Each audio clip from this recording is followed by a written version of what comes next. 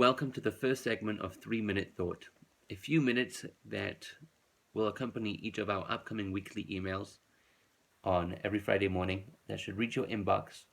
And one of our staff members, rabbis, will share a thought either on the portion or something specific that they would like to share with us all. This week's Torah portion is Parshat Noach, and we're familiar with the flood and the ark. That God destroyed the world. He wanted a renewal. The world wasn't functioning the way that he had anticipated. And after the waters disperse and society starts evolving again, one would think that society would be able to be built on a healthy infrastructure in a way that God anticipated, but that does not happen. There is a coup against God, and people get together, led by someone by the name of Nimrod, and they decide that they are going to build a very large skyscraper to be able to battle God and wage war against him. And many thousands of people get together and they are anticipating and they start building. They want to be able to build this large infrastructure to be able to rebel against God and wage war against him. And God isn't very happy. He sees what's happening, not really what he anticipated the goal of planet Earth to be. And he contemplates destroying the world once again, possibly restarting over. But he decides instead of doing that, he's going to um, use a very different strategy. Up until that time, everyone was speaking one language. There was only one language that was used to be able to communicate via speech. And what God decided to do, he was going to implement an additional 69 languages. That way, there would be turmoil, there would be battle, and people wouldn't be able to communicate with each other, and hence dispersion of this project. And that's exactly what happened. An additional 69 languages were implemented, and people weren't able to communicate with each other effectively to be able to see this project come to fruition. Now, one needs to think and ask oneself, if people were so passionate to be able to create this entire project, many, many months of planning, then why would the language barrier be the one determining factor to be able to not see this project follow through and to come to fruition? One would think that if people were dedicated, that they would be able to use sign language, they would be able to communicate with each other outside of speech to be able to get this mission done.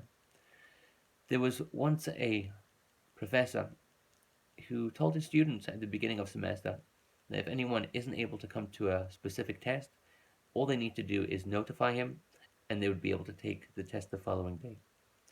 There was a test being held on one specific day of the week, and shortly before the test was about to be taken, the professor gets a phone call from four of his students, and they say, "Professor, we were on our way to come and get your test and to come and take the test, but one of our tires have blown."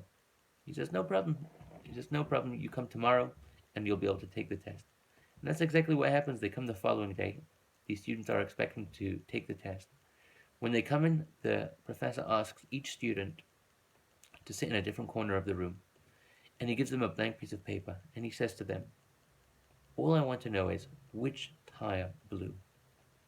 When it comes to collaboration for negativity, when it comes to collaboration on insincerity, when it comes to collaboration for things that God did not create us for, the long-term promise of that happening is highly unlikely. The chances that it might manifest itself into something on a short-term basis, it may evolve, it may develop, but in all likelihood, it is going to fail on the short-term basis and definitely on the long-term basis.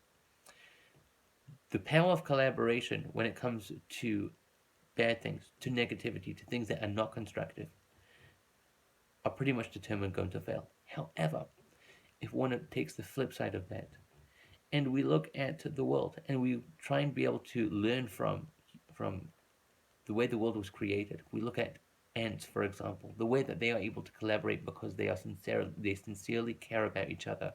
They know that they can only accomplish these large tasks of survival by being able to depend on each other, to be able to plan with each other, and they're able to accomplish really tremendous things. When it comes to us as people and looking at the goals that we set for ourselves, when it comes to things, timelines, whether it's going to be visions, we want to be able to achieve greatness.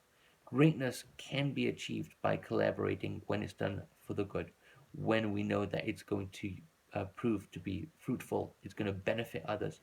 It can sometimes be challenging, but nevertheless, this lesson that we can learn from this week's Torah portion is that by collaborating, and we can use it for the good, we'll be able to see projects really come to their full fruition, to their success. And we should know that we should never think that we can do everything by ourselves. We all need each other. We need to strategically plan of how we can accomplish great things, to become better human beings, to become a better community, to become a better nation of who we are and how we function. And that's something that I think that we can all learn from this week's Torah portion, in the fact that when people collaborated not for the good, on the negative side, they absolutely failed. However, if we are able to focus on the good and collaborate for productivity and for the right things, then we will ultimately see good success. Shabbat Shalom.